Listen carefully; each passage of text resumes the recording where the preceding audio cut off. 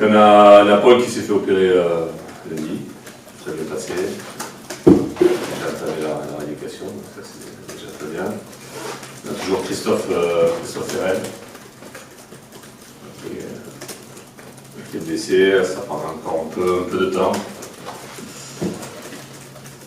Et puis Sébastien Cibois aussi. Il a fait un essai en début de semaine, mais la douleur est revenue au niveau de la cheville, avec un torse. Voilà, donc après, on a eu pas mal de petits tiraillements cette semaine, ce qui est normal, un petit peu de fatigue, mais sinon ça devrait aller ce matin et demain. Christophe, on a une chance de le revoir d'ici la fin de saison? C'est difficile à dire, ouais. C'est difficile à dire parce qu'en fait, il y a toujours une gêne et c'est pas sûr qu'on puisse le revoir. C'est difficile. Et on a Romain Pucoto par contre qui va bien, ça s'est accéléré sur son ischio. Romain risque de le revoir. Dès dimanche ou non, pas dimanche, ouais. Non, il n'a pas repris avec le groupe, il a repris à part. On va voir la semaine prochaine avec Romain Pucoto, si on reprend avec nous complètement ou est-ce qu'on reste très prudent. Toujours délicat sur des aponémoses. Tu retrouves pas mal de joueurs, Olivier, pour le week-end comparé à 2 semaines contre Nîmes, contre Lens. Ouais. Tu as un peu le choix aussi, il y a Jobocas qui revient, il y a Steve qui revient. Ouais. Forcément, il y a des choix qu'il va devoir faire aussi par rapport à ça. Oui, tout à fait. Ouais. C'est une situation que je préfère quand même avoir le choix. C'est-à-dire, si j'ai le choix, ça veut dire qu'il y aura déjà un banc quand même aussi conséquent. Et ça, c'est important pour les derniers matchs. Donc oui, il y aura des choix à faire, il y a des états de forme différents comme d'habitude. Je suis toujours en observation de ça. Voilà. J'essaierai d'aligner comme d'habitude la meilleure équipe. À l'entraînement, après un succès comme ça, on est un peu plus libéré, on sent les joueurs un peu différents. Oui, on a senti, c'est vrai qu'il y a une tension en moins quelque part, voilà, qui est palpable. Donc, qui est logique aussi parce que on est sur la brèche depuis un ou deux temps, on bataille. Et puis c'est vrai que la victoire à Saint-Etienne a fait du bien à tout le monde, dans les têtes. J'ai senti quand même le groupe très, très concerné cette semaine encore, voilà, mais avec un peu plus de légèreté effectivement. Donc j'espère que ça va se voir aussi sur dimanche, sur le match. Sur le maintien, est-ce qu'on peut dire que le reste est Manu ou il faut encore ce point ou ces 2 points qui valideraient un peu? Ouais, il faut aller chercher des points. Ouais. Je pense qu'il faut vraiment aller chercher des points pour déjà assurer le maintien, parce que mathématiquement c'est pas fait. En football, il y a toujours des surprises, il ne faudrait pas qu'il y ait des mauvaises surprises. Donc non, on joue encore pour aller chercher ces points-là, mais en même temps aussi il faut jouer pour aller chercher la meilleure place possible. Il reste des matchs intéressants, c'est des matchs de première division. Et c'est peut-être l'occasion aussi d'aller chercher un peu plus haut. Voilà, c'est ça le défi qu'on a sur cette fin de saison. Vous fixez une place ou pas par rapport aux qualités que Brest cette saison? Pas de place, ouais, c'est compliqué parce que non, par contre je me fixe un objectif de qualité dans le jeu et puis c'est de garder cet engouement, voilà, d'aller bien conclure une saison, c'est vraiment important.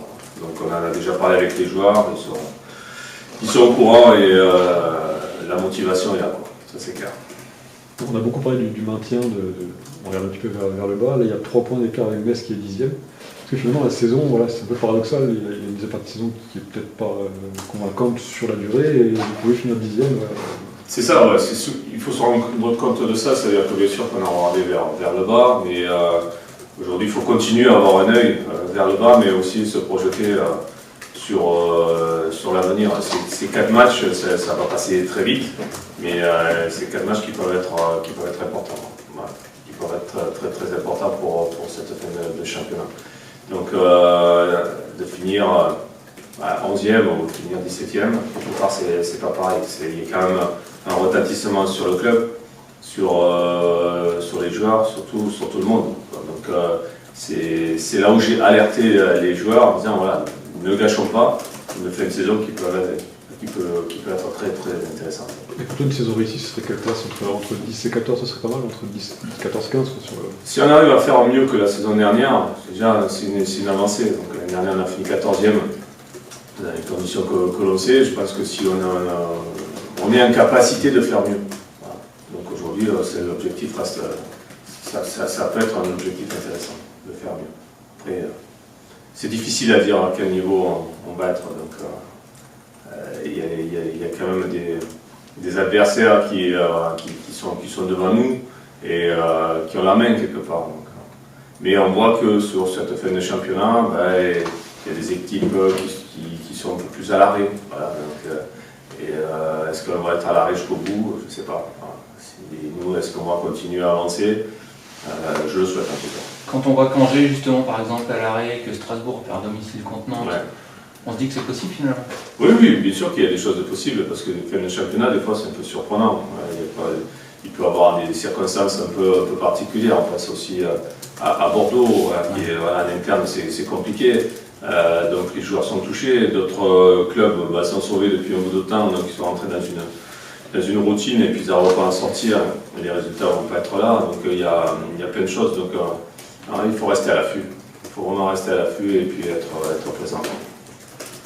Après un match comme ça, je sais que tu ne vas pas nous donner de 11, mais on a plutôt tendance à faire une équipe qui n'a pas changé, un peu une équipe qui a gagné, d'autant plus à l'extérieur où c'est rare, parce que oui, on voit bien qu'il y a un match devant maintenant qui est un peu nouveau, il y a un match au milieu en plus aussi. Oui, non, mais comme on a dit tout à l'heure, on a commencé par ça, il y a des joueurs qui reviennent, et il y a un choix qui est beaucoup plus large. Il y a eu un match qui a été gagné à l'extérieur. Voilà, on a retrouvé aussi certaines vertus offensives, donc il y a des choses qui sont intéressantes. C'est à moi de prendre note de tout ça et de ce que je vous ai dit tout à l'heure, de faire la meilleure équipe possible. Voilà. Ce qui m'intéresse aussi, c'est d'avoir un banc aussi, des garçons qui soient prêts à rentrer, parce que c'est une arme supplémentaire pour gagner les matchs. Peut-être pour prolonger la question, peut-être il y a deux joueurs auxquels on pense, c'est Magnetti et Charbonnier, qui ont fait ce qu'il fallait a priori sur le dernier match. Ouais. Est-ce qu'on peut sortir des joueurs comme ça sur un match contre Nantes? Ils ont fait le boulot, entre guillemets, ils ont fait le job. Lucas qui revient, Steve qui revient aussi.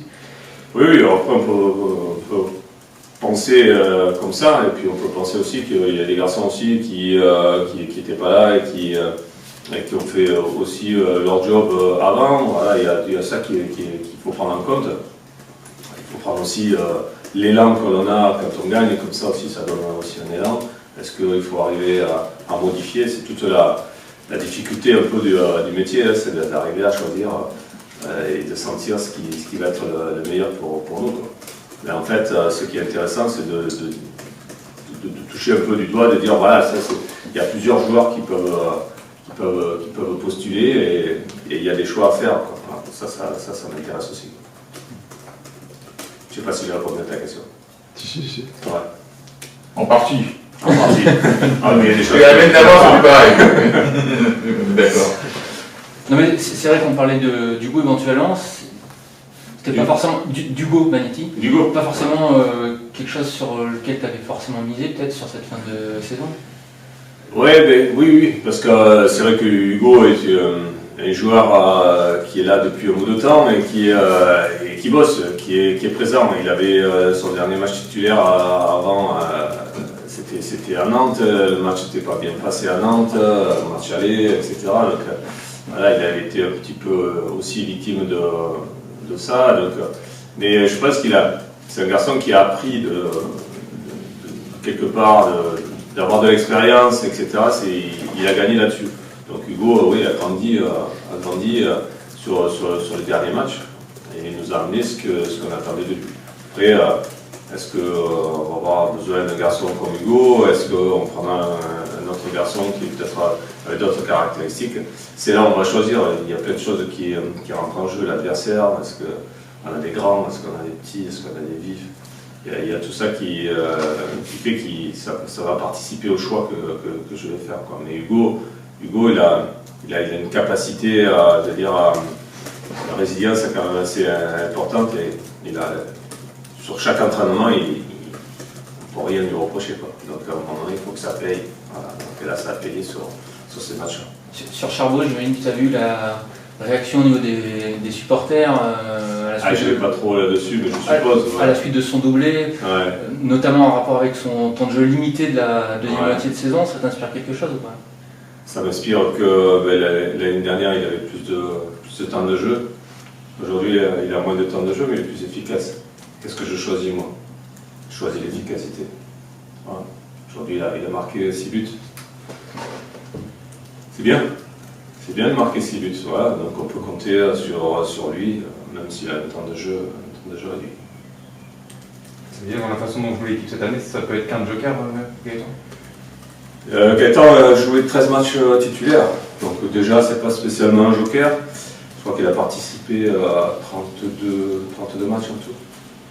Donc quand même, c'est au-delà de joker. On est bien d'accord. Voilà.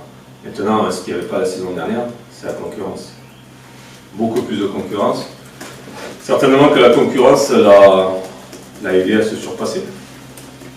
C'est ce que l'on attend d'un joueur. Aujourd'hui, je crois qu'il a 6 buts en Ligue 1. Il n'a pas fait mieux depuis Rennes, ça fait quand même pas mal d'années. Donc en fait, moi ce que je constate dans mon métier, c'est de constater les résultats. Moins de temps de jeu, mais plus efficace. Moi je cherche l'efficacité. Est-ce qu'on regarde du public à Leblé cette saison, Olivier? Oui, mais pas beaucoup. Ça serait bien quand même. Ouais, franchement, ça serait bien. Mais après, bon, j'ai vu les dernières nouvelles. 1000 personnes, peut-être, sur le match du PSG. Bah écoute, on est preneur dans ces temps réduits et difficiles. Ouais, je pense qu'on va pouvoir le faire. Maintenant, après, les places vont être chères. Ça dépendra aussi du couvre-feu, puisque là, c'est le match est fixé à 21h. Ouais, c'est ça, ouais. Et le couvre-feu, 21h aussi. Ouais. Ça serait bien qu'il y ait une dérogation. On va pousser là-dessus. Parce que si c'est pour ouvrir les stades et pas pouvoir parce qu'il y a le couvre-feu. Je sais pas, mais en fait, c'est un souhait. Vraiment un souhait d'avoir un peu de monde à Leblé. Ce sera vraiment quelque chose pour le dernier match. En plus, c'est le PSG. Je pense que ça peut faire une fête. Et même pour les joueurs, ça sera aussi une récompense d'avoir des personnalités. Vraiment. Vous avez vu un adversaire qui va être qui joue extrêmement gros sur ce match-là. Ouais. Vous avez eu la difficulté à l'aller aussi? À l'aller, en fait, oui, on a été en difficulté. Je pense que c'est un des plus mauvais matchs qu'on a fait parce qu'on a négligé les parties à la fer au fusil, on a négligé les retours. Tout le monde, il y a eu beaucoup de défections là-dessus. On a eu des soucis aussi au niveau défensif. Là, c'est un autre match. C'est vrai que c'est un match important pour nous, mais aussi pour les Nantais. Donc, moi, ce que je crains chez les Nantais, il y a déjà une réaction quand même assez importante à Strasbourg. Et ça reste quand même une équipe avec des individualités, des joueurs qui sont intéressants. Alors, bien sûr qu'ils ont un peu de mal à jouer ensemble, mais par exemple, une victoire à Strasbourg comme ça, certainement que ça a réveillé des ardeurs chez eux, certainement. Donc, je crains ce match-là parce que ça ne va pas être un match facile. C'est des joueurs qui sont athlétiques. Voilà, on en a aussi dans cet effectif des joueurs qui sont aussi techniques. Voilà, des gars comme Blas, des gars comme Colomani aussi. Voilà, ça amène beaucoup de puissance. Il va falloir résister à ça quand même. Il va falloir résister à ça. Après, on est en capacité aujourd'hui, si on reste un petit peu sur le dernier match, à avoir des occasions. De notre côté, je pense qu'on est en capacité d'avoir ces occasions, mais il faudra quand même se servir du match aller pour dire il va falloir quand même être solide défensivement, être capable de faire des réactions à la perte, surtout qui doivent être beaucoup plus violentes que ce qu'on a vu sur le match aller. Donc le match aller va nous servir pour construire ce match du dimanche. Est-ce que vous allez aborder le match pareil que contre Nîmes, Olivier, où dès le début de match, vous avez mis une pression sur Nîmes. Là, quelque part, le nul vous arrangerez contre Nantes. Ouais. Est-ce que c'est différent dans l'approche? Est-ce que peut-être laisser le ballon à Nantes, les contrer? Est-ce qu'il y a une différence aussi par rapport à ça ou pas? Je crois qu'il y a des choses qu'on sait faire, des choses qu'on ne sait pas faire. Voilà, je pense que si on a la possibilité, nous, d'avoir le ballon, on va avoir le ballon, on va le garder. Voilà, on va essayer de l'avoir. Voilà. Je pense que sur certaines équipes qui nous ont privés de ballon parce qu'ils sont supérieurs, etc., bon, c'était difficile. Mais je pense qu'on est plus à l'aise quand on entame les matchs où on a de l'allant, on a envie de jouer, de développer du jeu. Je pense que c'est l'équipe le plus à l'aise là-dessus. Quelquefois, mon équipe, dans de moins bonnes dispositions, elle ne savait pas s'il fallait attaquer ou défendre, etc. Donc là, on va jouer en tout cas, ça c'est clair. C'est l'état d'esprit général qu'on va garder. Voilà. Vous avez tout dit, presque. Olivier, la Ligue 1 a 18 clubs ou pas? Mon avis? Ouais. Non, 20 clubs. Mon avis, c'est 20 clubs en Ligue 1 et en Ligue 1. Moi, je reste sur cette idée-là. Ça fait à peu près une vingtaine d'années qu'on en parle. Ça fait longtemps que ça parle de passer à 18 clubs. On entend aussi parler pour l'avenir de 16 clubs. Peut-être on va faire un top 14, je ne sais pas. Mais, ça existe déjà. Ça existe déjà, il ne faut pas le faire. Faire un top 16. Mais non, moi je suis pour garder 20 clubs en Ligue 1. Je trouve que c'est bien, c'est équilibré, les 20 clubs en Ligue 2. C'est clair. Ça va bien parti quand même pour que ça passe à 18. Ouais. Ça va très bien parti, mais il faudra se battre là. En fait, nous entraîneurs, si on nous demande notre avis, voilà, moi, si on me demande mon avis, c'est ça. Je pense que c'est partagé par beaucoup de coachs, on en parle entre nous. Et c'est quelque chose d'important, parce que c'est des emplois derrière.